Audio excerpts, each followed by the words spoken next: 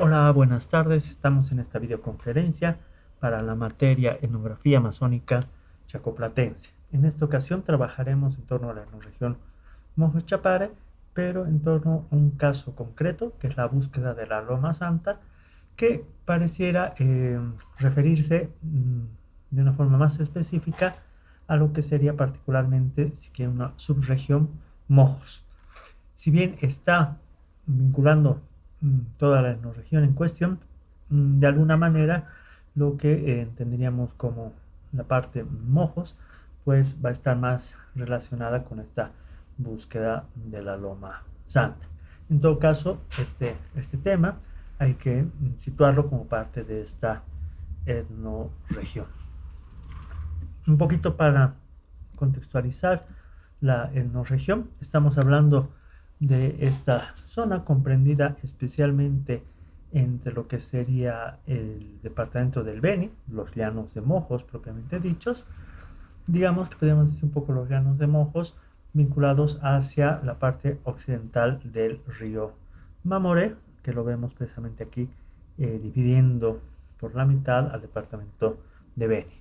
Lo que sería el trópico de, de Cochabamba y una porción muy pequeñita del departamento de Santa Cruz. Entonces son tres departamentos que involucra esta región: Beni, Cochabamba y Santa Cruz.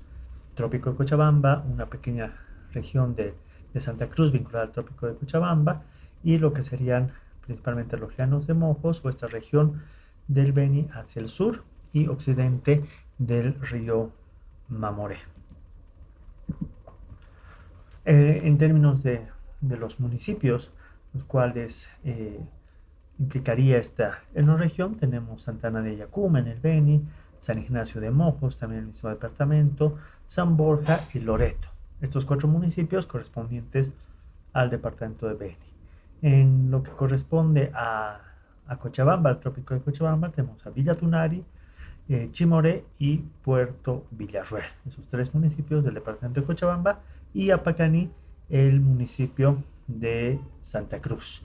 Entonces, este conjunto de cuatro municipios en el Beni, tres en Cochabamba y uno en Santa Cruz, estarían formando lo que es la enorregión Mojos Chapare. Recuerden que estas enorregiones son unidades de análisis que las tomamos como eso, como unos recortes que permitan un análisis o concentrar más el análisis en ciertas regiones con ciertas características históricas, dinámicas económicas, procesos sociales más o menos comunes que permiten pues englobarlas en dichas enorregiones. Estas enorregiones, ya lo habíamos mencionado, dependen pues de incluso autores, autoras que están planteando, proponiendo esos recortes, esas unidades de análisis. Entonces, siguiendo la clasificación de regiones que da Jorge Salgado en los informes de la Fundación Tierra en el 2011, pues tenemos esta región Mojos Chapare con estos municipios pertenecientes a los mencionados tres departamentos. Como les decía, el tema, la búsqueda de la Loma Santa, nos lleva a priorizar de alguna manera lo que es el pueblo mojeño. Es decir, vamos a entender la búsqueda de la Loma Santa como un movimiento milenarista, principalmente del pueblo mojeño, aunque luego vamos a ver que hay otros actores pertenecientes a otras colectividades étnicas que han sido participantes e incluso personajes claves de estos movimientos socio-religiosos, o en este caso un movimiento milenarista con que una mayor base étnica correspondiente al pueblo indígena mojeño o la nación indígena Mojos. Por tanto, vamos a contextualizar un poco lo referido al pueblo mojeño. El pueblo mojeño va a estar dividido, va a estar compuesto por cuatro grupos dialectales o cuatro grupos idiomáticos que corresponden todos ellos a la misma familia lingüística, el arawak. Entonces, una de las principales familias lingüísticas a nivel continental es pues el arawak, y precisamente el pueblo mojeño pertenece a este tronco sociolingüístico, dentro del cual diferenciamos al menos cuatro variaciones dialectales o idiomáticas, pero que también han llevado a ciertos reconocimientos étnicos diferenciados, es decir, no solo serían diferencias de tipo lingüístico, sino también habrían o se movilizarían otros elementos que han posibilitado, han permitido ciertas reivindicaciones étnicas diferenciadas entre quienes podrían considerarse forman parte de una nación homogénea. Tenemos a los trinitarios, los ignacianos, loretanos y javerianos.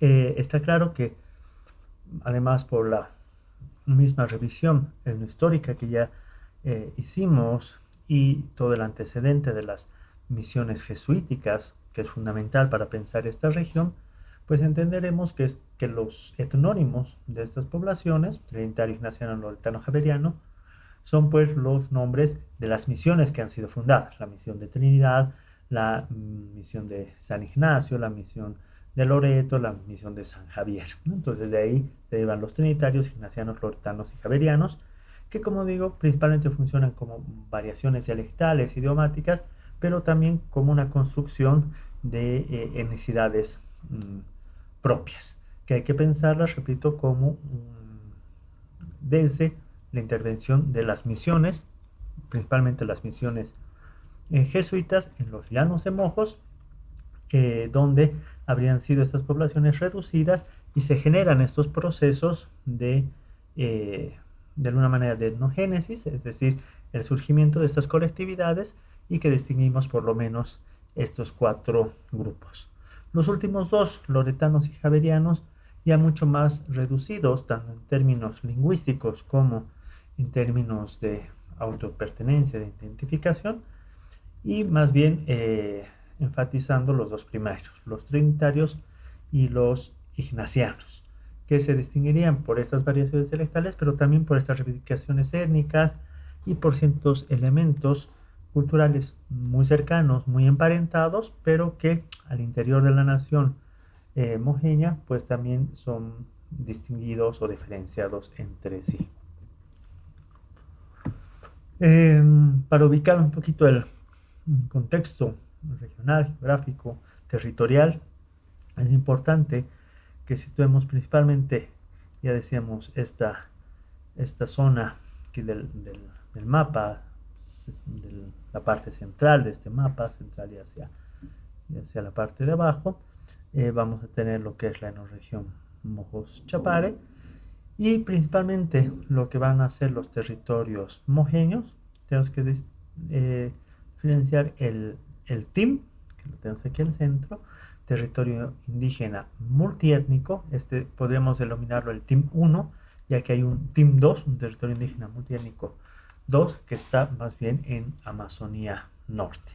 Este territorio indígena multiétnico estaría principalmente compuesto por población mojeña trinitaria, a lo cual habría que sumar, por eso es multiétnico, población movima, población yuracaré, chimán, pero principalmente estaría compuesta por población mojeña trinitaria. Aquí a su lado tenemos el TIMI, que es el territorio indígena mojeño ignaciano. El mismo denominativo nos está haciendo referencia a que es principalmente población mojeña ignaciana. También tenemos el TIBNIS, el territorio indígena y Parque Nacional Isiboro-Sécure, que está entre Beni y Cochabamba, donde también tendríamos pues población mojeña, especialmente trinitaria, yuracaré, chimán, además de una fuerte presencia también de población principalmente quechua, excolonos, luego llamados interculturales, y bueno, y algunos otros actores, pero digamos, destacaremos un poco estas poblaciones. Entonces, en resumen, en términos territoriales, el pueblo homogeño está entre el territorio indígena multiétnico 1, el TIM, el TIMI, territorio indígena homogéneo ignaciano, y el TIBNIS, el territorio indígena y Parque Nacional Isiboro-Sécure, tanto población mojeña trinitaria como ignaciana, como decíamos, población loretana, javeriana, ya mucho más reducida, ya casi como un poco más que queda registros de esta población, más que muy pocas familias, población que se identifique dentro de una de estas pueblos o de estas variaciones lingüísticas dialectales. Aquí tenemos el mapa del territorio del TIM, del territorio indígena multiétnico. Como ven, incluso más al sur, fuera del TIM, está San Lorenzo, que sería esta misión que dio lugar precisamente a los loretanos. Y va a ser uno de los centros claves para entender este tema de este movimiento socio-religioso, este movimiento milenarista de búsqueda de la Loma Santa. Uno de los lugares también más importantes dentro del TIM es San Miguel de Apere, el río Apere, uno de los principales ríos dentro de lo que es este territorio. El TIMI, territorio indígena mojeño ignaciano, que está muy cercano a lo que es San Ignacio de Mojos, que va a ser un poco la capital de la provincia Mojos, en el Beni, ¿no? Entonces, principalmente un territorio entonces de población mojeño ignaciana, que estaría entre San Ignacio de Mojos hacia Trinidad. Y también ciertamente colindante o cercano a lo que es el Tigris, ¿no? Aquí está precisamente el Tigris. Recuerden que el Isiboro y el Sécure son dos de los ríos principales de esta región. El Sécure hacia el norte y el Isiboro hacia el sur. Podemos decir el Isiboro más hacia el lado de Cochabamba, el Sécure hacia la región del Beni. Entonces el Tigris, además, un área protegida, ¿no? Un parque nacional y un territorio indígena que, como decíamos, además también tiene una conformación multiétnica. También muy cercano lo que va a ser San Lorenzo, aquí arriba tenemos San Miguel de la Pere, y más hacia oriente tenemos a San Ignacio. Como ven, muy cercano también, colindante con lo que es el río Mamore, que va a ser la principal cuenca o subcuenca hidrográfica de referencia de esta etnorregión. Hablando un poco de población, la población mojeña, vamos a distinguir esta tendencia que en los datos del censo 2001 son poco más de 46.000 personas que se autoidentificaban como mojeño. Para el censo 2012 este número, esta cifra, va a disminuir a poco más de 31.000 personas que se autoidentifican. Hay una tendencia de disminución en la autentificación mojeña, que más o menos sería de un 32%. Va a ser en otra región que vamos a analizar un poco este caso de los censos, y vamos a tratar de entender por qué estas tendencias, especialmente que se han dado en las mayorías étnicas de pueblos indígenas de Bolivia. Hablamos de esas mayorías étnicas de quechuas, aymaras, chiquitanos, guaraníes y mojeños. Son estas poblaciones mayoritarias que han mostrado estas disminuciones entre el censo 2001 y el 2012 en términos de autopertenencia. En cambio, las minorías étnicas, todos los otros pueblos indígenas, entre los que estábamos mencionando hace un momento, los chimanes, yuracares, yuquis, movimas, mocetenes, baures, etc., por mencionar algunos de los circundantes de aquí, canichanas, cayubabas, se ha mostrado, y todos los demás minorías étnicas, se mostró más bien una tendencia contraria, es decir, del 2001 al 2012, unos incrementos sustanciales por sobre incluso lo que sería un crecimiento demográfico reproductivo. Pero eso, en este momento no vamos a entrar a ese detalle, sí mencionar como dato general. Entonces, para el 2001, 46.000 habitantes o personas autentificándose como mojeños. Para el 2012 reduce a 31.000. Puede ser el reconocimiento en términos de nación homogénea, suele ser colectivo, quizás al interior sí se dan estas diferencias, estas reivindicaciones étnicas particulares, pero principalmente la diferencia se acentúa en términos lingüísticos, como decíamos ahí, la nación homogénea con sus variaciones idiomáticas, eh, dialectales, lingüísticas.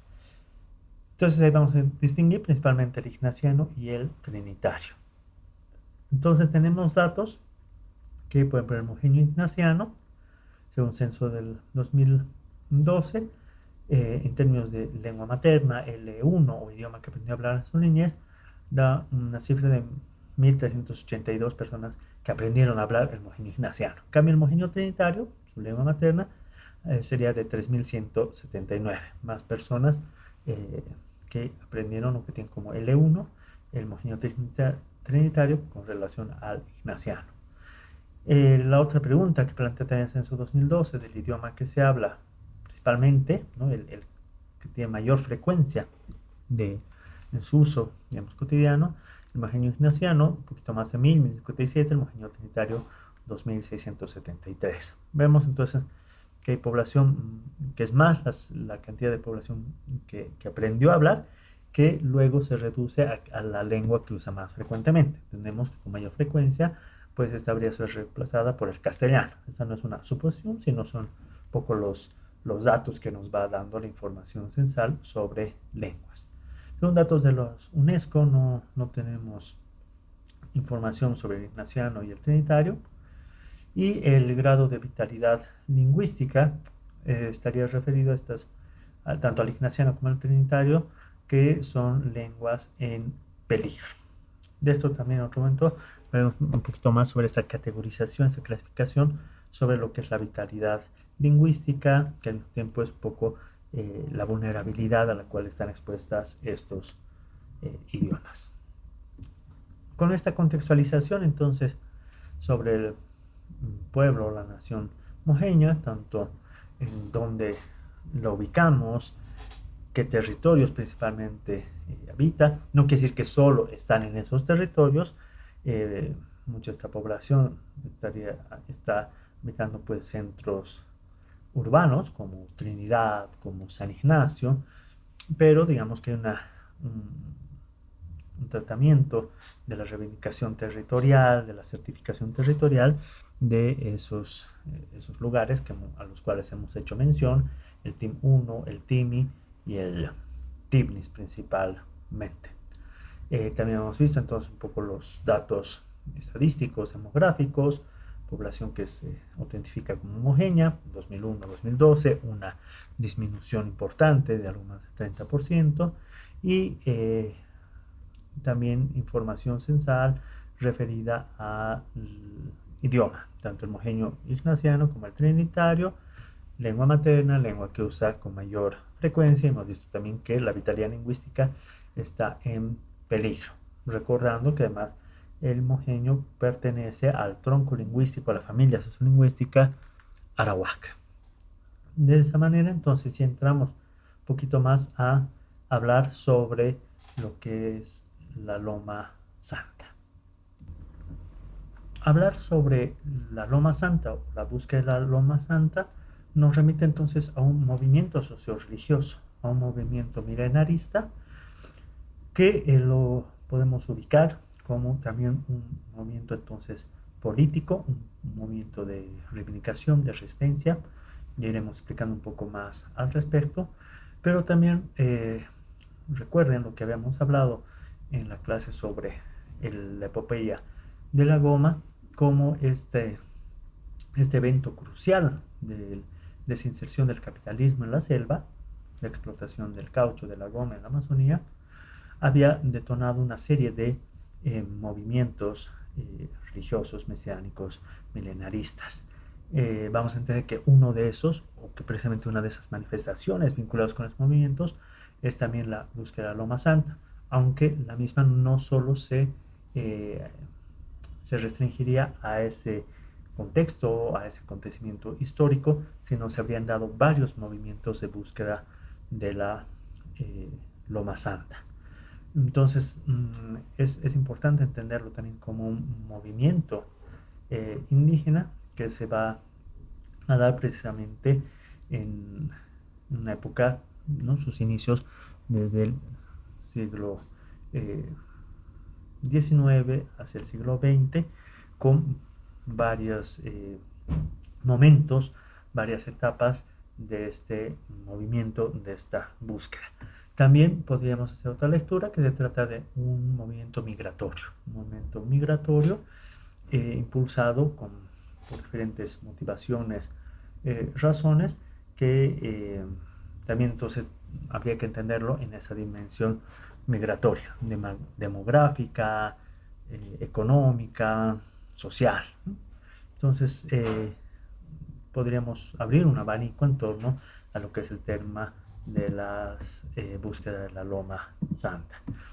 Uno de los trabajos que mejor ha desarrollado y en realidad de alguna manera ha enfatizado y ha visibilizado este movimiento es el trabajo de Zulema Alem, de finales del siglo pasado, 1999, bajo el título Milenarismos y movimientos sociales, la búsqueda de la Loma Santa y la marcha por el territorio indígena y la dignidad. Que es muy interesante porque precisamente Zulema Alem lo que va a hacer es hacer un arco histórico que va a relacionar este movimiento milenarista de la búsqueda de la Loma Santa con la marcha por el territorio indígena de los años 90. Ella va a ver en estas marchas históricas de los 90, que hemos tenido incluso hasta hace unos años, por ejemplo, la octava marcha vinculada con toda la defensa del TIPNIS, va a ver esta autora. Ella es historiadora y socióloga, si no me equivoco, va a haber una continuidad de estos movimientos, de este movimiento de la búsqueda de la Loma Santa, una versión actual, si quieren, más politizada, pero digamos, es decir, más entendida en términos políticos, no solamente socio-religiosos, que son también políticos, no perdamos de vista esa idea, estamos hablando de política en un término más amplio, pero digamos, con un énfasis más político de reivindicaciones más concretas como el territorio, la autodeterminación, etcétera, que se habrían dado hacia finales del siglo pasado, en la década de los 90. Entonces, el trabajo de Zulema Alem, un referente fundamental para entender la búsqueda de la Loma Santa. Ella entonces nos dirá esto, ¿no? El movimiento milenarista de búsqueda de la Loma Santa constituye una estrategia efectiva de resistencia del pueblo mojeño frente a la agresión colonial. Entonces vamos destacando ahí algunos elementos, unas categorías. Resistencia. ¿Frente a qué? A la agresión colonial. Entonces está claro que se trata de un movimiento milenarista, un movimiento religioso, ya vamos a distinguir un poco entre mesianismo y milenarismo, pero que esa condición política de la que hablábamos, pues implica esa resistencia frente a una agresión colonial. Esa agresión colonial, entendámosla, tenía que ver mucho con en un primer momento, con esa intervención, esa invasión del caucho, de la época del caucho. Recuerden la epopeya de la goma, tenía que ver mucho con esa fase de expansión, exploración y colonizaje o colonialismo de estos territorios. Entonces a eso entendemos como esa agresión colonial. Veamos que no se está hablando tanto de una agresión colonial en una llamada época colonial, que en este caso tendría que ver mucho más con las misiones jesuíticas, sino principalmente una agresión colonial, un colonialismo producido en una época republicana y especialmente a partir de esta inserción del capitalismo en la selva con la explotación de la goma y el caucho. Si bien había ya antecedentes como la quina que hemos revisado, pues principalmente se había dado con el boom de la goma. Entonces es un movimiento de resistencia que es nuestro pueblo mojeño frente a esa agresión colonial promovida por todas esas impactos, esas consecuencias de la inserción del capitalismo en la selva en la época del boom del caucho o la epopeya de la goma, ¿no? Al mismo tiempo que entre el movimiento medianista y la marcha indígena por el territorio de la dignidad, de carácter más secular, no se presentan drásticas rupturas ni son excluyentes, lo que mencionaba hace un momento, ¿no? Entonces ella dice la marcha indígena tiene más condiciones seculares, más que digamos religiosas, como habría sido la búsqueda de la norma santa, pero más bien parece ser una mm, eh, continuidad, ¿no? Es decir, esos procesos de resistencia, de reivindicación, seguirían presentes en las marchas por el territorio, la vida, la dignidad de la década de los 90 del siglo pasado.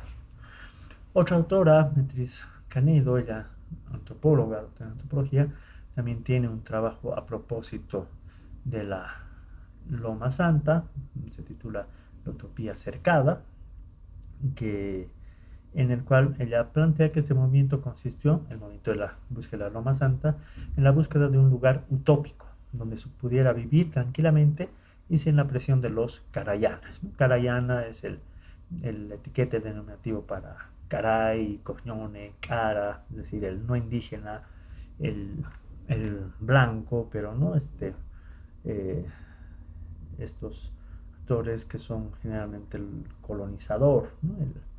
El, el que se ha sobrepuesto o el que ha impuesto estos procesos coloniales o sobrepuesto a las poblaciones indígenas. Entonces, según Canedo, es la búsqueda de un lugar utópico donde se pueda vivir tranquilamente, donde se pueda vivir bien sin esta presión externa. Entonces, otro planteamiento respecto a la búsqueda de Loma Santa.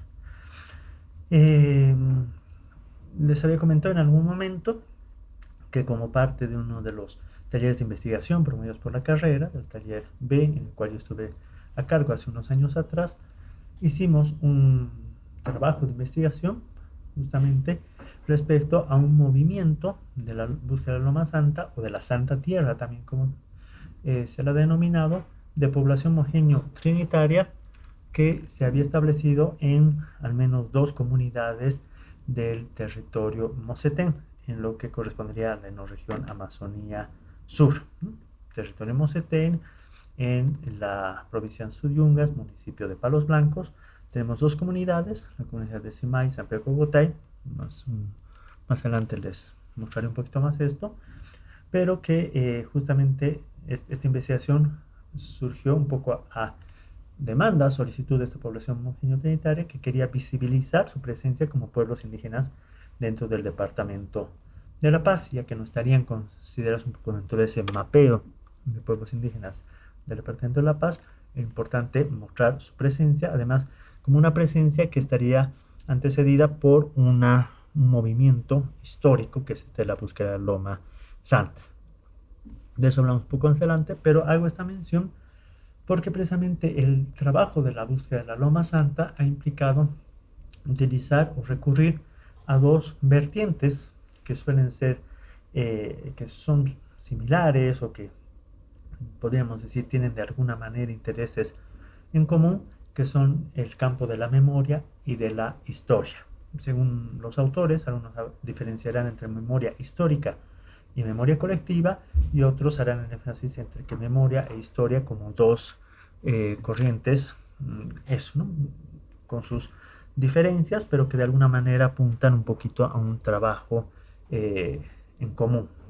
Entonces, según Candó, en su texto Antropología de la Memoria, él mencionará que la memoria no es la historia, ¿no? Si bien ambas son representaciones del pasado, pero la segunda, la historia, tiene como objetivo la exactitud de la representación, en tanto que lo único que pretende la primera, la memoria, es ser verosímil. La historia busca revelar las formas del pasado, la memoria las moldea. Es decir, memoria e historia tienen en común eso, ¿no? El pasado. El tema de representaciones, bueno, ahí se puede discutir un poco, pero digamos, ambas están interesadas por el pasado, pero la historia tiene que ver mucho o está más preocupada por esa exactitud, por revelar un poco esa estructura, tiene que ver más con una cierta construcción lineal o cronológica de los acontecimientos. La memoria más bien trata un poco de darle forma, de ser verosímil, pero vamos a ver que tienen sus propias características, ¿no? La preocupación de la historia es poner orden, es orden cronológico.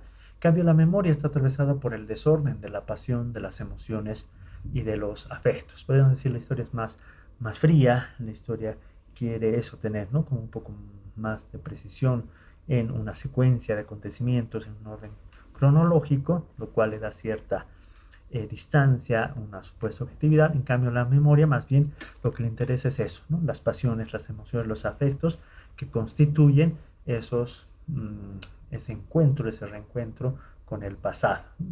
De ahí que esta idea de Kando es interesante, que un acto de memoria es ante todo esto, una aventura personal o colectiva que consiste en ir a descubrirse uno mismo gracias a la retrospección. Entonces la historia está un poco a esa distancia que tiene que ver con esto ha sucedido. En cambio un acto de memoria tiene que ver más esto que está atravesado por pasiones, por emociones, tiene que ver mucho con descubrirnos en el presente, con reencontrarnos, con un ejercicio de evocación, de retrospección, que nos dé también un poco todo ese antecedente, todo ese bagaje que nos constituye. La memoria es cómo también nos vinculamos, nos relacionamos con el pasado, no como un pasado allá lejano, sino como algo que está aconteciendo, que es parte necesariamente del presente y puede definir incluso nuestros rumbos, nuestros derroteros. Como les decía, un Kando entonces distingue memoria e historia. Otros autores como Maurice Halbach hablan de memoria histórica, que sería un poco lo que en Kando es la historia en general, que sería una memoria prestada, aprendida, escrita, pragmática, larga y unificada. En cambio, la memoria colectiva, que sería la memoria en Kando, una memoria producida, vivida, oral, normativa, corta y plural. Entonces ahí vemos un poco las distinciones entre la historia y la memoria, o si quieren entre memoria histórica y memoria colectiva. Hay que destacar también la memoria episódica de la memoria semántica. La memoria episódica son todos esos acontecimientos en los cuales los hemos vivido directamente, es decir, hemos sido parte como tal de esos acontecimientos.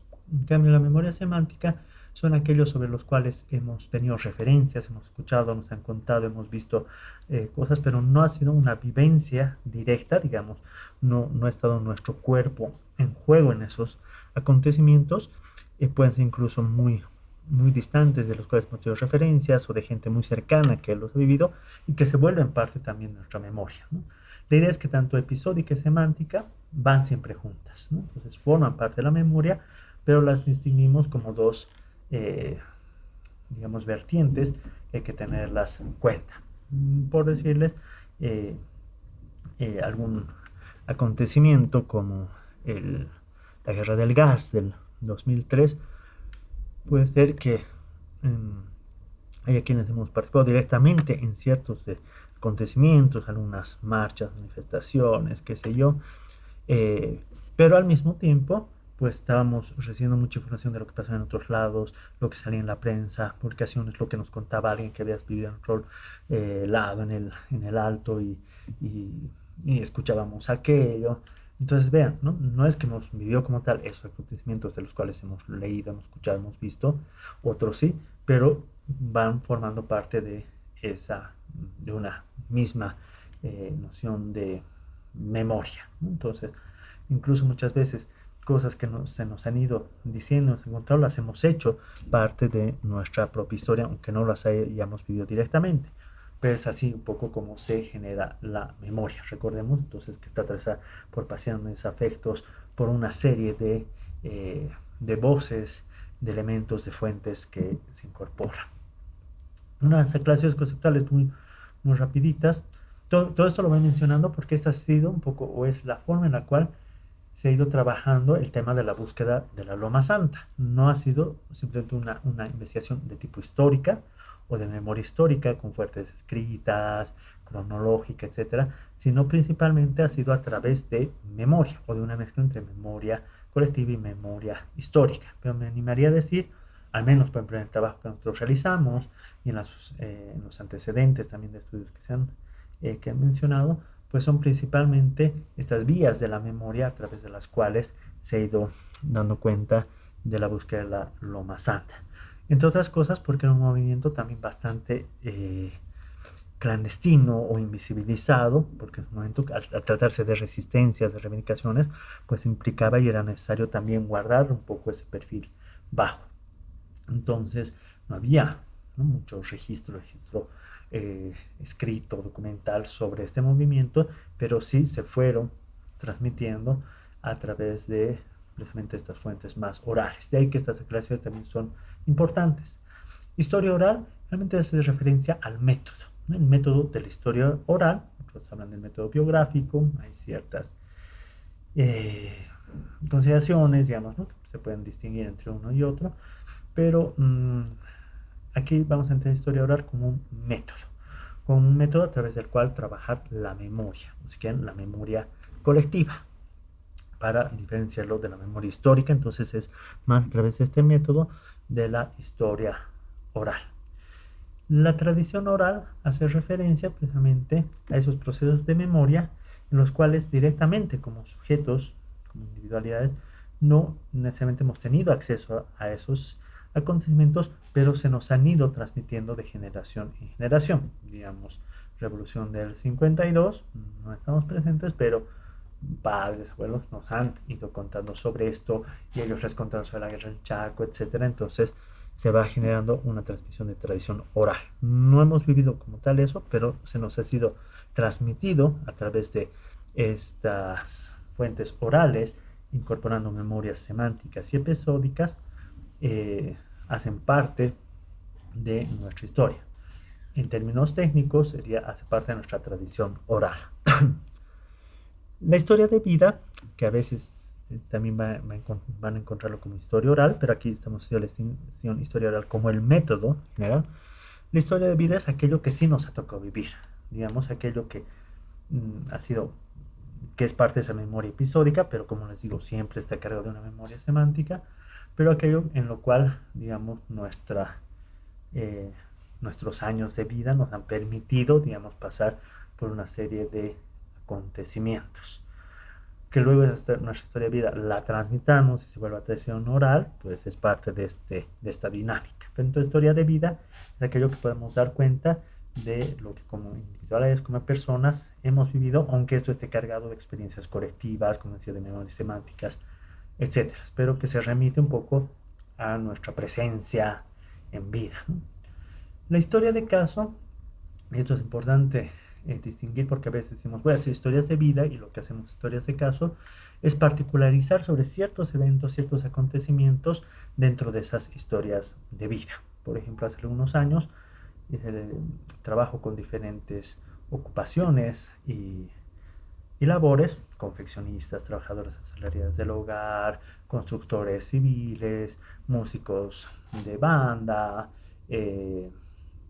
productores vitivinícolas, piscicultores, etcétera, ¿no? Entonces, lo que se hacía con ellos era ver diferentes momentos, diferentes hechos, acontecimientos que tenían que ver con, digamos, esa su experiencia laboral, ¿no? Cuando habían empezado a trabajar en esto, se habían pasado por procesos de formación, eran empíricos, habían generado ciertos procesos de migración donde habían aprendido, momentos que se capitalizaron o que entraron en quiebra, que cambiaron de rubro, todo en torno un poco al oficio, a la ocupación, a la labor que desarrollaba, ¿no? Esa es una historia de caso. No estamos viendo todos los aspectos, todos los matices de esa vida, sino estamos priorizando los que nos interesan respecto, en este caso, a una cuestión vinculada con la cultura laboral, la sociología del trabajo, esos momentos fundamentales, ¿no? Entonces, a eso hacemos referencia como una historia de caso, ¿no? Y la autobiografía, el nombre dice, entonces es más bien, pueden decir, es una historia de vida, pero que está, que es, ¿no?, hecha por uno mismo. Es decir, es como la autobiografía, es un descubrimiento personal. La historia de vida puede ser de alguien que hace la historia de vida sobre otras personas, sobre otras colectividades, etcétera. En cambio, la autobiografía es pues más un proceso propio y personal. Aquí hay que tener cuidado, que pueden ser también autobiografías que estén muy cargadas de acontecimientos colectivos. Por ejemplo, ahí es conocer el caso de Domitila Chungara, y este libro que salió, si me permiten hablar, que es un juego interesante porque es alguien que le está preguntando a Domitila Chungara, pero es el relato de ella que se está generando y que está dando cuenta no solo de ella, además como Domitila Chungara en sí, sino también como parte de las mujeres vinculadas con la actividad minera, con los catos mineros, mujeres en la minería, etcétera, del siglo XX. Entonces hay toda una cuestión colectiva por detrás. Algo similar pasó con la biografía de Rigoberta Menchú, líder indígena de Guatemala, que ella mencionaba eso, ¿no? Decía, mi historia también la historia de mis hermanas, ¿no? De mi pueblo. Entonces, ojo un poco con esas ideas muy individualizantes, ¿no? Pero que son procesos un poco más de un descubrimiento en primera persona. Podríamos decir en primera persona singular o plural. Entonces, un poco distinguir esas aclaraciones respecto a lo que sería el método de la historia oral. Una de las fuentes del método biográfico, historia oral, como les digo, hay autores que los usan un poco como sinónimos, método biográfico y método de la historia oral, algunos hacen un poco esa distinción, especialmente por estos procesos colectivos, ¿no? Aquí el taller de historia oral, andina, el TOA, enfatizó mucho eso, ¿no? Lo biográfico parece ser muy de ciertas vivencias más individualizadas, más personalizadas, pero la historia oral más bien permite dar de procesos comunitarios, colectivos, relacionales, etcétera. Entonces, como les digo, depende un poco de las tendencias, podríamos distinguir, ¿no? Entonces, entre estas fuentes principalmente pues están las orales, pero también una serie de documentos personales, ¿no? Entre sus fuentes orales está el testimonio, ¿no? El testimonio es la fuente principal de la historia oral. Están, ¿no?, profundamente ligadas a esa reconstrucción de hechos del pasado, que se realiza a través de la investigación de la memoria de las actores y testigos sociales, ¿no? Esta idea del testigo social es un poco el que puede dar testimonio, ¿no? Ojo, el testimonio no es comparable con la crónica y el reportaje periodístico, ¿no? El testimonio tiene mayor densidad, mayor profundidad. Ese testimonio, ese testigo, no simplemente es, yo estuve justo ahí, he visto eso, sino es cómo se ha ido construyendo como parte de una historia de vida, como una parte o como una herencia de una tradición oral. Entonces tiene mayor profundidad, mayor densidad, y también trabajar con testimonios implica pues un proceso más arduo, más denso, más largo, con diferentes encuentros y momentos donde lo que se va activando es pues la memoria, que puede ser contradictoria, que al estar atravesada por estas emociones y efectos, pues un día la memoria puede recordar elementos y otro día olvidarlos y recordar otros, o en algún momento ver algo con unos ojos muy negativos, pesimistas, y en el otro más bien con unos ojos alentadores, esperanzadores, verlos como algo positivo. Entonces esto depende mucho, ¿no?, de esa serie de condiciones en las cuales se evocan esos acontecimientos. Uno no siempre está recordando todos sus acontecimientos y tampoco lo hace de la misma manera. Hechos que nos van marcando nos hacen recordar las cosas de diferente manera. Entonces los testimonios se van forjando también por esos procesos. Eso en cuanto a las fuentes orales, pero como decíamos también hay una serie de documentos personales, ¿no? Menos poco esto quizás más referido a esa idea biográfica un poco más individual, pero habría que también esto extrapolarlo a cuestiones más colectivas, comunitarias. En estos documentos personales tenemos, por ejemplo, documentos escritos como cartas, diarios, manuscritos, reportes, actualmente correos electrónicos, posteos en redes sociales, son pues partes de esos documentos que no entran dentro de lo que entendíamos como un registro de una memoria histórica, o esos registros oficiales escritos, digamos, ¿no?, sino son más, por eso esta idea de un poco esos documentos personales. Documentos audiovisuales como fotografías, videos domésticos, grabaciones sonoras también serán parte de estas fuentes.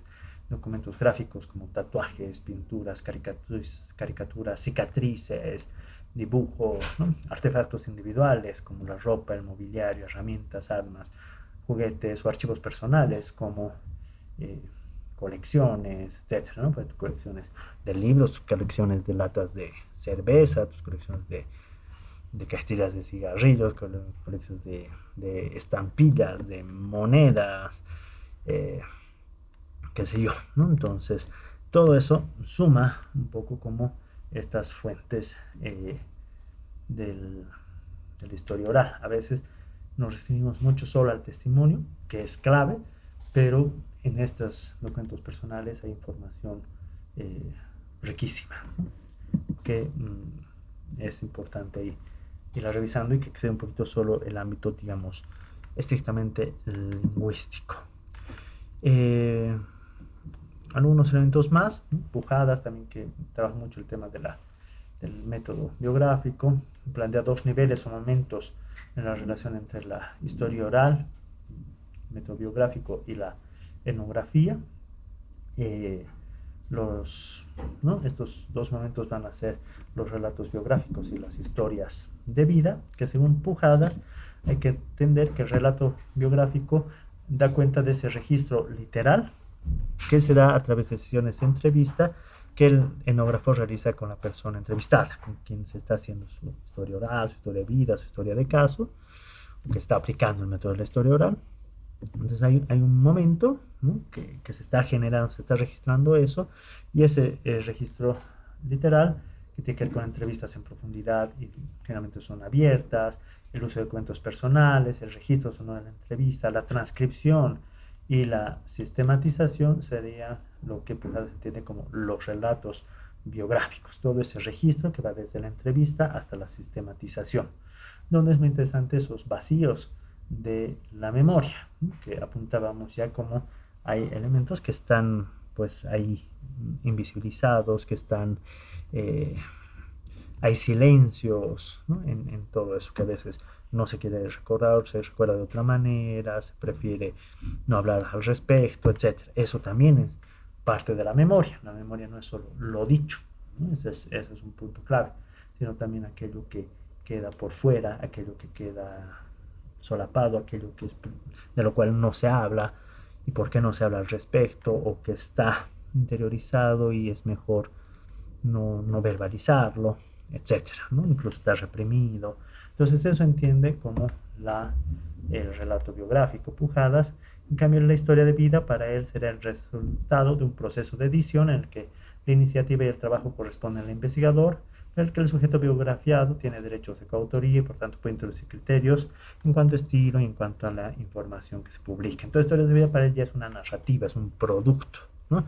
Entonces, la historia de vida ya es el producto de todo ese proceso, y que, como decíamos, puede generarse esas, como en los casos de Domitila Chungara, Roberto Menchú, que mencionamos, que había ahí todo un tema de quién era un poco ese producto, ¿no? De quién había dado, de quién era toda su historia de vida, de quién había generado ese encuentro para registrar, para hacer todo ese proceso de la producción, digamos, o del proceso de producción de ese relato de vida. Entonces ahí se entró en todo un debate. Entonces, esto lo distingue un poco Pujadas, uno como más un proceso del registro, desde la entrevista hasta la sistematización, y la historia de vida más bien como un producto, como una narrativa que ya implica un proceso de edición y donde hay todo un trabajo también interesante de qué es lo que se dice, de lo que se muestra, qué es lo que se prefiere callar, qué es lo que se quiere mostrar, etcétera, ¿no? También, que es muy interesante en este proceso. Finalmente, también destacar un poco esta idea de los relatos únicos y los relatos múltiples, ¿no?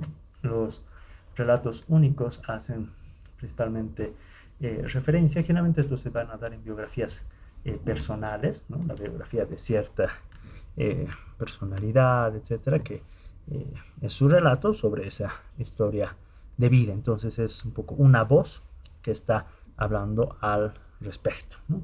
Y generalmente una voz que habla al respecto de su propia vida. Entonces esto puede ser una historia de vida, puede ser una autobiografía.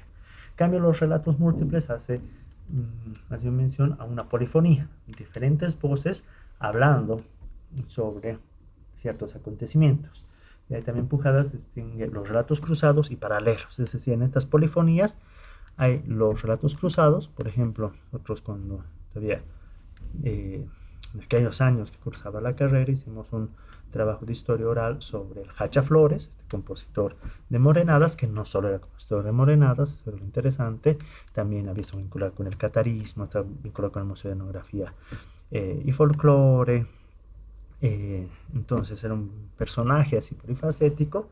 Entonces él había muerto y lo que hicimos es unos relatos cruzados, es decir, una serie de testimonios de diferentes personas que lo habían conocido en diferentes instancias. Había que lo conoció más como un investigador, como un etnógrafo, que un empírico, otros lo habían conocido más como es un folclorista, otros como un compositor, incluso en algún momento actúa en la película de Jorge Sanginés, la Nación Clandestina, y otros que lo conocieron más bien en su actividad más política, el catarismo, etcétera. Entonces, eran desde diferentes puntos de vista, de diferentes experiencias y formas de relacionarse con él, que se habla en torno a este personaje, ¿no? Entonces, la historia del Hacha Flores, desde esas múltiples visiones, relatos cruzados. En cambio, relatos paralelos, igual otro trabajo que realicé sobre, por ejemplo, los dirigentes sindicales mineros en el siglo XX, todos hablaban sobre la dirigencia sindical, pero eran diferentes experiencias. Había uno de las líneas más trotskistas, otra más marxista, otra la anarquista, en diferentes momentos también digamos, un poco de los periodos de la minería en el siglo XX. Entonces eran múltiples, ¿no? Eran diferentes relatos, pero todos hablando en torno a la eh, a la minería, a la dirigencia minera, y todos ellos eran ex dirigentes o habían sido dirigentes sindicales mineros, es decir, el lugar de los que hablaban era el mismo, aunque probablemente habían tenido diferentes corrientes ideológicas, habían sido en diferentes décadas, pero venían del mismo lugar, ¿no? Es decir, venían de la dirigencia, hablaban sobre la dirigencia. Entonces es un poco para distinguir al respecto. Y finalmente sí hay un insumo muy interesante que aportaron los estudios sobre la subalternidad, o los subaltern studies, realmente de los indios, ¿no? De estos pensadores de la India como Ranajit Guha, Dipresh Chakrabarti, Partha Chatterjee, Gayatri Chakraborty Spivak, eh, algunos más conocidos que otros, o algunas, pues ellos hablaban mucho de esta idea de las memorias subalternas, es decir, historias desde abajo, ¿no? Y esto no solo tiene que ver con esa idea un poco ya estereotipada, incluso que se repite de forma mecánica, ¿no? Que la historia la escriben los vencedores, es cierto, pero de alguna manera estos estudios subalternos lo que trataban era eso, de encontrar, ¿no? Esas memorias de esas personas que no tenían pues el poder de enunciación. Es decir, si la historia se ha creado por algo es por tener un poder de enunciación. Quienes pueden escribir la historia es quienes tienen el poder para escribirla, para nominarla, para registrarla, para que esto quede archivado y fijado como una fuente, como un registro histórico, ¿no? Entonces tenía que ver con esas otras, eh, digamos, esas otras colectividades, esas otras experiencias que estaban muy vinculadas con temas de clase social. En la India, las castas, ¿no? Entonces, castas que no tenían esos lugares, era cómo de alguna manera se relacionaban con el pasado, cómo experimentaban una serie de hechos, el tema etnia, raza, entre comillas, género, generacional e incluso eh, religioso, ¿no? Eh, en términos de género, por ejemplo, hay los estudios de Gayatri Spivak, son interesantes porque ella no solo encuentra las voces de mujeres, ¿no? Principalmente que habían sido calladas o que no habían sido tomados un poco sus testimonios como parte de esa construcción de la historia, sino también otras vías a través de las cuales esa información circulaba, como por ejemplo el chisme, ¿no? El chisme que ahora suena como muy peyorativo, ¿no? El chisme como algo de baja calaña, pero el chisme tiene que ver con la transmisión de una serie de información y de conocimientos que circulaba de otra manera. Entonces ahí hay unas memorias que no solo son otras experiencias de ciertos acontecimientos, sino otras vías a través de las cuales la información se difundía, corría, se transmitía, y que muchas veces estaba ahí supeditada, que estaba subalternizada justamente porque era pues, eso era chisme, eso era rumor, eso era algo que no había que tomarlo en serio, ¿no? Entonces, lo mismo pasa un poco con lo generacional o con lo religioso, en contextos donde, y eso es interesante para los movimientos socio-religiosos, contextos donde una religión hegemónica, más bien otro tipo de religiones, de creencias alternativas a esa religiosidad hegemónica, se convirtieron también pues en otras vías, en otras formas de vivir esas relaciones de dominación, relaciones coloniales, esas formas de vivir la historia. Entonces se trataba de enunciar el pasado, este acto de memoria desde esos lugares que las relaciones coloniales habrían impuesto. Entonces también hay un importante aporte. Entonces nos hemos dado una vueltita un poco sobre el mito de la historia oral, sobre algunas características para entender entonces que la investigación sobre la Loma Santa pues ha tenido que ver mucho más con la memoria colectiva, con la tradición oral, con el método de historia oral. Eh, Ha tenido que ver también con expresiones de memorias subalternas, porque entendemos que es un movimiento de resistencia, un movimiento socio-religioso, entonces estaba muy implicado por estas condiciones de subalternidad. Entonces nos hemos dado toda esta vuelta para entender un poquito mejor cómo aproximarnos a estos trabajos y a esta investigación, que no es simplemente una investigación histórica en el sentido estricto o convencional, sino que es un trabajo profundo de una etnohistoria, pero principalmente un trabajo de la memoria, un trabajo de exploración en la memoria, y eso implica una serie de recursos, de técnicas, de factores intervinientes, de ese desorden del que hablábamos, de esas pasiones, de esos actos de memoria, de esa serie de fuentes que hemos revisado para entonces redimensionar también el estudio de la búsqueda de la Loma Santa, y de lo que vayamos a hablar sobre eso, a encontrar sobre aquello, lo entendamos y lo ubiquemos cómo se ha generado, ¿no? Aquí para volver un poquito al tema como tal, me gustaría hacerles escuchar mención de un par de piezas que hacen parte de este disco que se llama Tras las huellas de la Loma Santa, eh, producido por el ensamble Mojos, que es una agrupación que surge del coro y la orquesta de San Ignacio de Mojos, donde Raquel Maldonado, Toño Puerta, que están un poquito a cargo del ensamble Mojos, hicieron un trabajo de investigación muy interesante, especialmente en el Tipnis, donde ellos se fueron por una serie de comunidades por donde habían pasado, y comunidades que habían sido generadas durante estos movimientos de la búsqueda de la Loma Santa, que eran estas caminatas de muchos años, que ya hemos visto que se daban por resistencias, buscando lugares utópicos, vamos a especificar un poquito mejor, pero lo interesante es que ellos entonces en este trabajo fueron encontrando una serie de partituras de copistas indígenas, es decir, de que iba copiando la música misional, de este barroco misional mojeño, y que ellos entonces fueron rescatando ya en copistas indígenas, principalmente mojeños trinitarios. Entonces en este recorrido ellos fueron compilando una serie de estas partituras, y de ahí que le dieron este nombre Tras las huellas de la Loma Santa, es decir, eran partituras de gente que había sido parte de este movimiento socio-religioso de la búsqueda de la Loma Santa. Entonces es muy interesante esta recopilación, y de ahí que les quería escuchar solo algunos fragmentitos al respecto. Esta pieza que les quiero hacer escuchar, este fragmento, es el Tatahuasu Aña Rematengua, que está en guaraní, y es muy interesante. ¿Y por qué está en guaraní? Es población mojeña de habla arawak.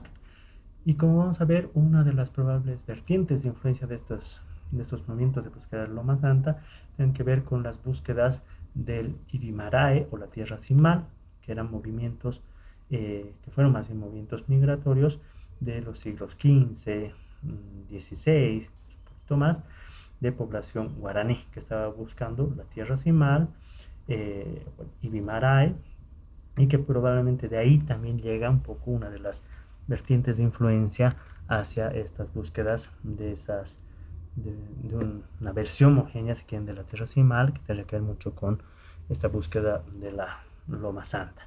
Entonces escuchamos un fragmentito de, de esta pieza.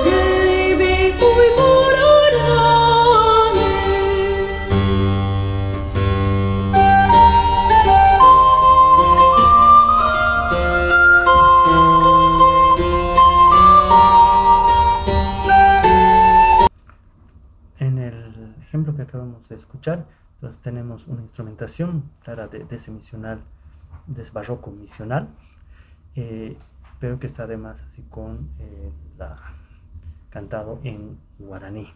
Ahora escuchamos ahí un villancico, bien, que era parte también de, pensemos que mucho de la musicalidad que se generaba en las misiones, pues era para ciertos momentos rituales religiosos del calendario cristiano católico.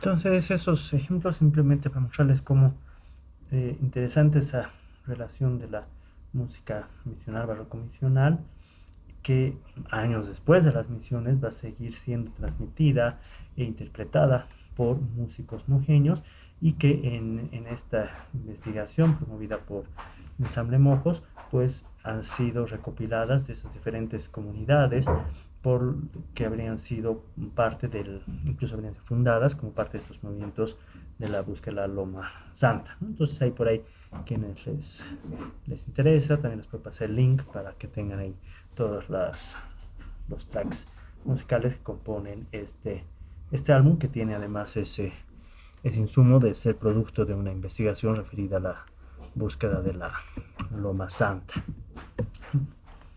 Entrando ya más en específico a este movimiento, hay que distinguir entre los movimientos mesiánicos y los milenaristas.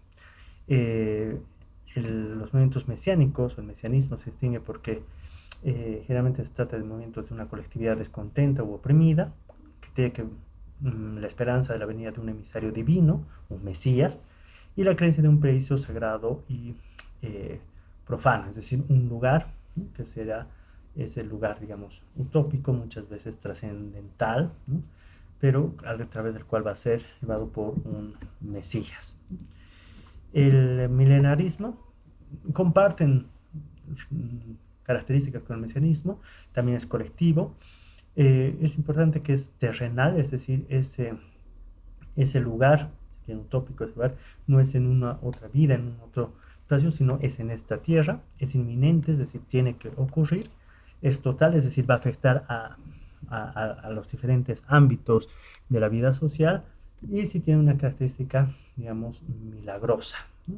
Se va a dar por algún tipo de manifestación milagrosa fuera de lo normal, algún tipo de revelación, ¿no? Algún tipo de epifanía, etcétera, ¿no? Aquí se puede dar una lectura también ontológica interesante. Por el momento no solo lo sugiero, pero para que veamos un poquito estas condiciones, ¿no? Es decir, que mesianismo te cae mucho con esa idea mesiánica, un profeta, te cae mucho con la cuestión de ciertas tendencias religiosas. En cambio, estos acontecimientos más milagrosos, no habría que leer milagroso tanto en ese sentido cristiano, católico, sino de diferentes tipos de manifestaciones, evidencias que no llegan a ser explicadas, si quieren, dentro de un pensamiento racional moderno, ¿no? Entonces, tomando en cuenta que la búsqueda de la Loma Santa se centra en el encuentro de un país terrenal ubicado en algún lugar de la selva y que inaugura un nuevo tiempo histórico, es más apropiado referirse a ella como un movimiento milenarista. Vamos a ver que tiene ciertas condiciones, incluso poco proféticas, siempre ha habido ahí personajes así mesiánicos, pero digamos esa idea de que debería estar ese lugar, pues en algún lugar de la selva, y además permites un cambio total en esas condiciones que decíamos de agresión colonial. Entonces sería un poco más pertinente hablar de un movimiento milenarista. Hablábamos de las vertientes para que haya surgido esta ideología milenarista en la búsqueda de la Loma Santa. Habíamos hecho referencias a esa influencia guaraní, de la búsqueda del Ibimará, de la búsqueda de la tierra sin mal, siglos pasados, siglo XV, siglo XVI, que habían movilizado a esta población guaraní, y que pues esto también habría sido un poco, se habría difundido de diferentes maneras, ¿no? Probablemente la idea también del Paititi, que se lo asocia más con una también mitología, así que más inca, probablemente venga también del guaraní de Paiti, o el Paititi, como la tierra del Pai, y el Pai suele ser, hace referencia a un personaje como sagrado. Por ejemplo, el Ipai podemos hacerlo un poco como el chamán, los guaraníes. A veces el Paisumé, por ejemplo, se lo ha traspolado a Santo Tomás, ¿no? Es decir, ciertos personajes un poco así como sagrados, pero siempre con el cuidado un poco de este concepto de lo sagrado, ¿no? Entonces Paititi probablemente haya venido de ahí, que no necesariamente tenía que ver tanto con la visión más del dorado, ¿no? Etcétera. También otra vertiente fundamental es la sociedad homogénea precolonial, esta sociedad que entre el siglo V y siglo XV de nuestra era, pues habría desarrollado una sociedad compleja, con una agricultura extensiva, donde toda esa evidencia arqueológica de la cual ya hemos hecho referencia, camellones, sistemas hidráulicos, islas artificiales o lomas artificiales, pues son evidencias arqueológicas de esa sociedad homogénea precolonial. Y el énfasis está puesto justamente en estas lomas artificiales, que eran lugares que se asume que estaban destinados a, por ejemplo, espacios domésticos para habitar, a espacios también productivos, incluso espacios funerarios para enterrar a sus ancestros, que tendrían que ver mucho con esta idea de la loma, es decir, un lugar especial, un lugar que da cuenta de, eso, de un ámbito que permite la habitabilidad, que permite incluso un lugar, un destino mortuorio especial, si quieren, ¿no? Entonces, y que permite más también tener productos, etcétera. Entonces, habría ahí también una imagen muy interesante de esas lomas artificiales en esta idea de la búsqueda Loma Santa, ¿no? Y obviamente el mesianismo cristiano, producto de las misiones jesuíticas. Entonces, quienes han investigado un poco este tema apuntan a esas tres vertientes, esos elementos de la sociedad homogénea precolonial, muy vinculada a esta imagen de la loma artificial como un espacio, un lugar en la selva de una sociedad prehispánica, precolonial, que era, digamos, un poco también, de alguna manera, ese ideal de una sociedad extensiva, de una sociedad con una agricultura extensiva, una sociedad compleja, ¿no? De un buen vivir, podemos decir. Esta influencia guaraní de la búsqueda de una tierra sin mal, una tierra sin dueño, sin explotador, sin el patrón, sin el colonizador, sin ese externo, el Carayana, y también esa idea muy fuerte de ese mesianismo cristiano impulsada por las misiones jesuíticas. Entonces hay que situar como como punto, digamos, un poco de emergencia de este movimiento de la Loma Santa, la explotación cauchera a finales del siglo XIX, porque justamente fueron estas condiciones, ¿no? de explotación laboral, de agresión física, de violencia, de invasión territorial, etcétera, las que promovieron justamente esas condiciones, ¿no? de un pueblo que se sentía sometido, una colectividad sometida, que lo que trataba era de salir de esa situación colonial, de esa agresión colonial, y por tanto se convirtió también en este momento en una resistencia anticolonial, es decir, una resistencia frente a los impactos de la explotación cauchera, ¿no? Entonces era lo constante que se vivía en esos momentos, la invasión sistemática a los territorios indígenas y la pérdida de autonomía de la sociedad mojeña. Recuerden, ¿no? Estos desplazamientos de mano de obra, transportar población de un lado al otro, invadir sus territorios, agredirlos, ¿no? De alguna manera incluso eso, invisibilizar todas esas condiciones étnicas, volviéndolos a todos peones siringueros, etc. Entonces eso había generado un movimiento de resistencia frente a ese tipo de agresiones. Es importante ubicar que después de la expulsión de los jesuitas en el siglo XVIII, muchas de estas regiones habían pasado a otras manos de curas seculares, pero principalmente se va a dar un choque, un contacto muy agresivo con con la expansión de las barracas gomeras, ¿no? Entonces, obviamente cae el régimen misional, y pues empieza un poco a verse también esa etapa como una etapa ideal, la etapa de las misiones, porque después de eso pues viene una serie de de desatenciones, de crisis, de abusos, una serie de agresiones que se exaltaron pues en la época del caucho. Entonces, justamente muy vinculado con esas enseñanzas bíblicas, entonces también se construye una profecía mojeña, ¿no? que articuló mucho la imagen del diluvio, justamente estas son zonas de muchas precipitaciones pluviales, pero en unos momentos, en esta época, hacia poco finales del siglo XIX, Trinidad quedó inundada y se vio esto como una epifanía del diluvio bíblico, y que estaba llegando un poco un nuevo tiempo, ¿no? Entonces eso había activado, recuerden, estos eventos milagrosos, podríamos decir, en este caso ese diluvio, que estaban anunciando la llegada de un nuevo tiempo. En ese momento entonces un poco este profeta que va a surgir es Andrés Guayocho, de que el primer movimiento de la Loma Santa se lo va a encontrar más bien bajo este denominativo de la guayochería, ¿no? La guayochería no se hablaba, esta es la búsqueda de la Loma Santa, ¿no? Se nos habla de un movimiento, la guayochería, por el apellido de Andrés Guayocho. Lo interesante es que este Andrés Guayocho no era mojeño como tal, sino él era itonama. Los itonamas, que nos vamos a ver un poco en la región Itenés Mamoré, están más hacia el norte del actual Mojos, también fueron parte de las misiones jesuíticas, no compartían tampoco lengua, es decir, no era la lengua arawak, actualmente se denomina como parte de las familias lingüísticas no identificadas o aisladas. Entonces, esto es este monumento es en la plaza de Magdalena, que sería un poco como la capital itonama del Beni. Entonces, este Andrés Guayocho había sido un poco el que encaminó el primer movimiento de la búsqueda de Loma Santa, llamado la guayochería.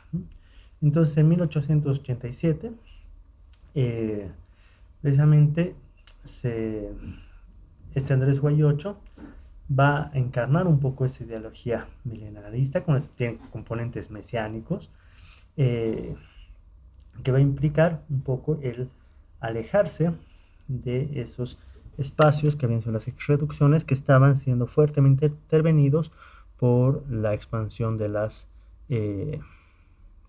casas gomeras, de las barracas del caucho. A este Andrés Guayocho se lo conocía como Choquigua o como brujo, se puede decir, ¿no? En la terminología de algunos documentos, que revisa Zulema Alem, y espiritista en el lenguaje de los mojeños. Dice que para 1887 él tenía 80 años, o sea, bastante entrado en años, ¿no? Entonces, como decíamos, era del pueblo Itonama, pero quienes lo siguieron eran principalmente población mojeña, ¿no? Entonces, interesante ver esta condición, ¿no? Llamado brujo espiritista, que era un poco el que daba. En un relato que detecta Zulema Alem, dice: en el camino encontró multitud de indígenas que iban a ver al anciano Andrés, ¿no? Hablando de Andrés Guayocho. Y en San Lorenzo, recuerden que la San Lorenzo, un poco cuna de los loretanos, fundamental, presenció el ambiente ritual, el culto de a las imágenes católicas, la profusión de las danzas del machetero, ¿no? Fundamental también para identificar un poco estas poblaciones pequeñas, las oraciones diarias del rosario y la adoración con cantos salves, y lo que podría entenderse como la encarnación de Dios en Andrés, ¿no? Entonces Andrés Guayacho tiene esos elementos muy mesiánicos de la religiosidad católica, pero me llama la atención esta idea del choquigua, el brujo, el espiritista, ¿no? Entonces él representa un poco la surgencia del antiguo Tiarauqui, que podría ser un poco el espiritista, o dicho en otras maneras, correspondería como su traducción el que se comunica con los muertos. Entonces este de un poco de profeta, entre comillas, el que difunde un anuncio de origen divino. Entonces él se puede comunicar con otras entidades de los muertos, las almas de muertos, entidades no humanas, y que justamente esto le llevarían un poco a, por ejemplo, anunciar el fin del mundo, estos designios divinos milagrosos, hablar de que este sería el pueblo elegido de Dios y de que habría un lugar en la selva, pues que los iba a sacar, que estaba esperando para sacarlos de toda esa opresión colonial que se estaba viviendo, que era la búsqueda de la Loma Santa.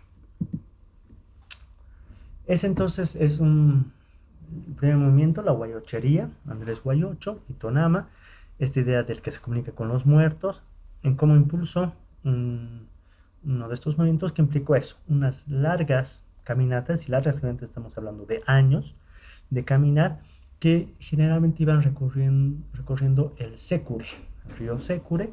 Desde San Lorenzo iban del Sécure hacia occidente, buscando regiones, si quieren, más del Piedemonte, donde estaría ubicada esta Loma Santa. Entonces, Andrés Guayocho, señor ya mayor, Tonama, que habría sido un poco el que impulsa este movimiento, y un factor detonante, el diluvio que había inundado y que prácticamente había hecho desaparecer o había inundado totalmente a Trinidad, como un anuncio de que se venía un nuevo tiempo. Un segundo momento se da con Santos Nocoguaji. Ellos igual habían caminado durante muchos años antes de tornar a San Lorenzo. San Lorenzo puede ser así una cuna de estas movilizaciones, estos movimientos. Entonces, se puede decir que que en realidad Santos Nocoguaji habría continuado un poco lo iniciado por Andrés Guayocho, y que fue un poco esta idea, ¿no?, de ir fundando nuevos pueblos indígenas, y que esto ya se había remontado en una época post-misional, pero que se había intensificado pues hacia finales del siglo XIX y principios del siglo XX, ¿no? Ese caminar durante años por el monte siempre habría estado relacionado en la memoria con la búsqueda de la Loma Santa, y Santos Noco más bien está asociado con una idea del corregidor ejemplar, ¿no? El corregidor generalmente era aquel representante un poco de, digamos, de la población local, que era nombrado por los misioneros, para ser una especie como de líder moral, ¿no? Velar por ciertas cuestiones de la comunidad, de las familias, ser un buen mediador, ¿no? Alguien conciliador, ¿no? Entonces él habría sido corregidor, San Lorenzo, eh, hasta 1926, ¿no? De su muerte, ¿no? Entonces tenía ese cargo, una fotografía de Santos Noco Guaje. Él, a diferencia de los guayochos, sabía leer y escribir. Los guayochos no sabía leer ni escribir. Él sí, además, como un poco su cargo de corregidor, también había logrado aprender a leer y escribir. Es interesante que se anuncia que también tenía estos poderes sobrenaturales. Los guayochos también los tenían, ¿no? De espiritista, poderse comunicar con otras entidades, etc., ¿no? Mantuvo vivas las tradiciones del movimiento milenarista, heredó mucho esto de guayocho, y mantuvo una relación de distancia y era respetado por los blancos, ¿no? Entonces, él de alguna manera se mostraba ahí distante, pero esta es condición de que era de lectoescritura, de corregidor, pues digamos que le había dado un poco más de prestigio. Guayocho hay que ubicarlo entonces en la época de las barracas gomeras, de explotación gomera, y es escapar un poco de eso. A Santos Nocoguaji habría que ubicarlo en una etapa poco post explotación del caucho, donde justamente estas familias caucheras, cuando bajaron los precios del caucho, lo que hicieron fue pues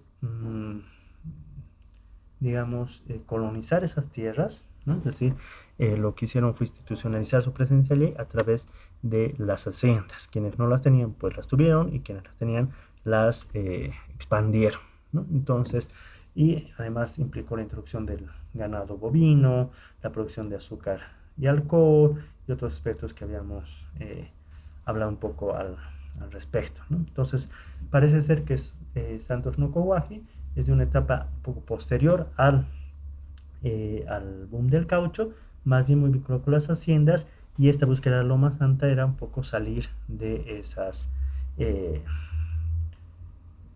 espacios. Lo interesante es que posterior, habíamos visto que Santos Nocoguaji muere para el 1926, es que estos movimientos continuaron. En la prensa se ve incluso en 1937 se hace referencia de un éxodo de indígenas trinitarios a Tierra Santa o Santa Tierra o Loma Santa. Empieza ya a tener varios de estos denominativos. Posterior a la Guerra del Chaco, que la Guerra del Chaco incluso llegó a influir, a impactar estas zonas por el reclutamiento también de soldados, tenía que ver mucho también con ciertas provisiones de insumos que llegaban desde estas tierras, ¿no? Como la producción de azúcar, del ganado, etcétera. Entonces, la Guerra del Chaco también tuvo un impacto pese a la distancia geográfica que había, pero llama la atención de un otro movimiento, que parece ya no ser el de Santos Nocoguaji, menos con el de Andrés Guayocho, sino una continuación que se menciona a estos indígenas trinitarios, y que, bueno, la prensa de ese tiempo lo veía con malos ojos, porque en realidad lo que estarían denunciando era que esta población estaría de alguna manera despoblando o dejando sin mano de obra a estas haciendas, ¿no? Que de ganado bovino, producían azúcar, etcétera. Entonces, más bien la prensa era como así de controlar a estos indígenas, ¿no? Que se están dispersando y que están afectando a la economía de esta región, ¿no? Como decíamos, un poco referido al método para acercarse a estas memorias, tiene que ver eso, ¿no? Con que una de las razones principales para estos testimonios tiene que ver porque en realidad fue una estrategia indígena, o había una estrategia indígena por mantener ese movimiento en la clandestinidad, es decir, este movimiento de la guayochería, de Santos Nocoguaji, los movimientos de la búsqueda de la Loma Santa, eran movimientos clandestinos, más under, que de alguna manera entonces estaban más vinculadas con esas memorias subalternas a las cuales habíamos hecho referencia. Entonces no estaban mucho en esos registros, ¿no? En la producción de estos documentos escritos, que más bien parecía ser las historias de estas poblaciones carayanas, mestizas entre comillas, ¿no? Entonces, al ser movimientos clandestinos, pues la forma un poco de aproximarse a eso era más a través de estas memorias subalternas, ¿no? También hay que considerar que el clandestinizar este movimiento tenía que ver mucho con la estigmatización de la cual eran víctimas estas poblaciones monjeñas, porque esas sociedades externas carayanas veían que esta búsqueda de Loma Santa era una expresión de creencias arcaicas, demostrativas de salvajismo, ignorancia. Entonces básicamente se eh, denigraban, se burlaban, estigmatizaban estos movimientos. Entonces había que clandestinizarlos, ¿no? Además, por otras razones también más de orden político, ya que eran movimientos para salir de esas agresiones coloniales, esas dominaciones, pues también podían sufrir una serie de represalias, etcétera, ¿no? Entonces también fue una estrategia el clandestinizar. Por tanto, no es tanto del campo de la historia o de la memoria histórica, sino más bien de la memoria colectiva, de las memorias subalternas, estos movimientos. Como ya les había adelantado, y para ir acabando un poco esta videoconferencia, hicimos el trabajo en dos comunidades dentro del territorio Mosetén, en Palos Blancos, región vinculada con Río Alto Beni, cuenca del Beni, también muy cercano al río Cotacajes, las comunidades de San Pedro de Cocotay y Simay, que serían un nuevo movimiento de búsqueda de la Loma Santa o Santa Tierra. La fotografía que ven ahí es ya en la comunidad de Simay, en su fiesta patronal de la Virgen del Rosario en octubre, que fue uno de los que estuvimos en ambas comunidades. Entonces, la oportunidad que visitamos con otro equipo de estudiantes también esta otra comunidad. Aquí tenemos el territorio Mosetén, el bloque A y el bloque B. La parte del centro de Palos Blancos no está titularizada, entonces son por eso dos bloques, hay una discontinuidad territorial. Y en el bloque B, que sería un poco la capital, si quieren, Covendo, es la localidad más conocida de esta región, está muy cerca San Pedro Cogotay y Simay, que serían estas poblaciones muy cercanas a la frontera con Cochabamba. De hecho, Ipirio, ya está en la región de Cochabamba, que decimos que es ese apéndice casi del municipio de Ayopaya, municipio de Cocapata, ¿no? Cochabamba. Esto está dentro del departamento de La Paz. Entonces, como les decía, estas comunidades no es que nos habíamos ido a descubrir eso con nuestro trabajo y antecedentes, pero ellos tenían una fuerte intención de que visibilicemos su presencia como pueblos indígenas en La Paz, y para eso había que remontarse a estos movimientos de la búsqueda de Loma Santa, que pues argumentaban que su llegada allí no era una simple, digamos, migración, como otras que se puedan haber dado, sino era parte de esa continuidad histórica, de esa dinámica de estos movimientos socio-religiosos que se había producido, ¿no? Aquí tenemos el relato de Heriberto Massa, que para el 2017 era presidente de la OPIM, Heriberto Massa Mojiño Trinitario, presidente de la Organización Mosetén, desde San Pedro de Cogotay, que nos mencionaba, ¿no? Y decía, hubo un movimiento grande de parte del pueblo mojiño trinitario y otros pueblos que vivían en la región del Sécure, principalmente yuracarés. Aquí es interesante porque justamente eran algunos chamanes yuracarés o brujos, si quieren, los que habrían sido un poco los que movilizaron también este movimiento, ¿no? Supuestamente había un mensaje de Dios, que había un lugar sagrado para el pueblo trinitario, donde vivirían en armonía, en paz, donde habría todo para vivir. Esto se habría producido hacia finales más o menos de los años 40, principios de los años 50. Tiene que ver probablemente este movimiento con una época post Segunda Guerra Mundial, donde mucha población europea va a exiliarse, digamos, hacia estas zonas, asentando haciendas, maximizando algunas, y habría crecido nuevamente esta agresión colonial en esta región del Beni, lo cual había supuesto una nueva movilización para salir un poco de esto, motivados por esta búsqueda de la Loma Santa. Entonces, esta búsqueda de la Loma Santa se dio nuevamente por el Sécure hacia occidente, llegando hacia el pie de monte, y de esa manera es que van a llegar hacia precisamente el territorio Mosetén, que está más en el pie de monte, ¿no? Nos dice fueron 180, 200 familias más o menos las que se han movilizado. Estamos hablando de por lo menos unas 400 personas. Caminaron durante 20 años la travesía desde Mojos, pasando por el Secure, río arriba, y cruzaron por esta serranía, que se llama la serranía de Mosetenes. Hubieron distintos rumbos, pero con la misma dirección y en este sentido, es decir, hacia el occidente, hacia el piedemonte. Casi por los años 60 ya llegaron los primeros asentamientos por el río Altamachi, vinieron por el Ipiri y después llegaron hasta Colorado. Ahí es donde se asentaron durante 5 años o algo más y luego llegaron hasta la región de Covendo. Muy interesante porque en esa época todavía están las misiones franciscanas en territorio mosetén. Cuando los mojeños llegan están todavía en un régimen misional los mosetenes. Entonces hay personas que recuerdan también la llegada de los mojeños trinitarios. Es interesante porque dicen que estos 5 años en Colorado es como que los mojeños habían pasado un proceso un poco de, en sus propios términos, de volverse salvajes, es decir, ellos muy misionales, muy de esta herencia misional, como que habían vuelto un poco esta vida del monte, ¿no? Entonces, lo cual a ellos un poco eso les preocupó y dijo, a ver, ¿dónde está la Loma Santa? ¿No? Se cuenta también que en esta caminata de 20 años no había cuando lleguen a la Santa Tierra o Loma Santa, entonces se solía enterrar vivos, así hasta el cuello, a estos chamanes, brujos y huracares que los movilizaban, que eran los que daban un poco las indicaciones, porque ellos asumían que, bueno, no estaban bien esos brujos, o si realmente eran brujos, y pues si realmente eran brujos iban a sobrevivir enterrados así, o iban a ver cómo afrontar esa situación. No entro mucho más en detalle un poco de este trabajo como tal. Tenemos bastante información, estamos también en un proceso de poder generar algún material con todo esto que se ha investigado al respecto.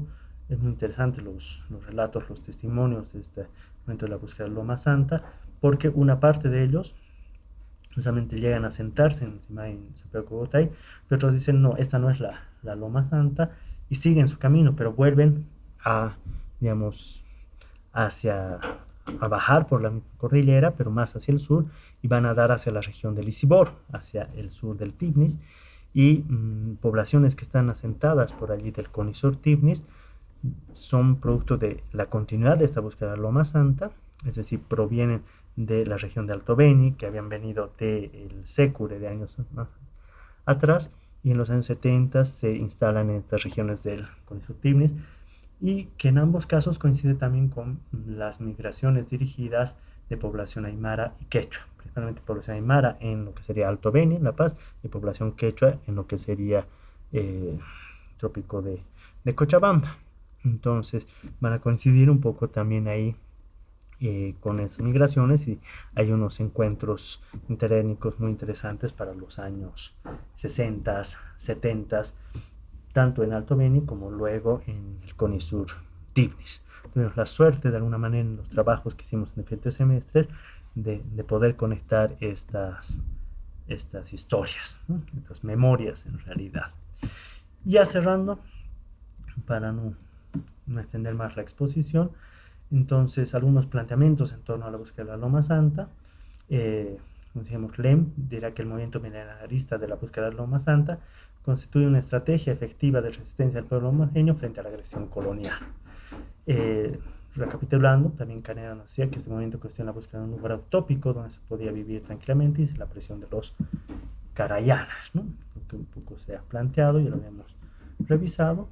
Y para Heriberto Massa, mojeño trinitario, él planteará que para nosotros, o sea, para los trinitarios, la Loma Santa es el medio que nos rodea, la diversidad, la naturaleza, con todas sus bondades. Entonces eso es la Loma Santa, el vivir en armonía con la naturaleza, estar siempre respetando las condiciones que nos presta. La tierra es culta y hay que saberla respetar. Entonces esto es para nosotros en lo que consiste la Loma Santa. Es entonces un recorrido por la búsqueda de la Loma Santa para entender por lo que pasa en los llanos de Mojos, estos movimientos que, como les decía, podemos entenderlos como movimientos socio-religiosos, como movimientos políticos de resistencia, como movimientos migratorios, incluso podemos hacer una lectura ontológica de diferentes entidades, estos hechos sobrenaturales, milagrosos que han detonado esto, de quienes también los propiciaban o conducían como personajes con ciertas condiciones de comunicación transespecie o con otras especies, con otras entidades. Entonces hay todo un abanico que se nos abre y que me parece que es fundamental, que es un estudio de caso interesante para entender una de esas dinámicas de la región Mojos, incluso provocando ahí toda una aproximación metodológica desde el campo de la memoria colectiva, las memorias subalternas, la tradición oral, el método de la historia oral. Eso para compartirles en la videoconferencia de hoy y nos estamos viendo en la siguiente. Gracias, hasta luego.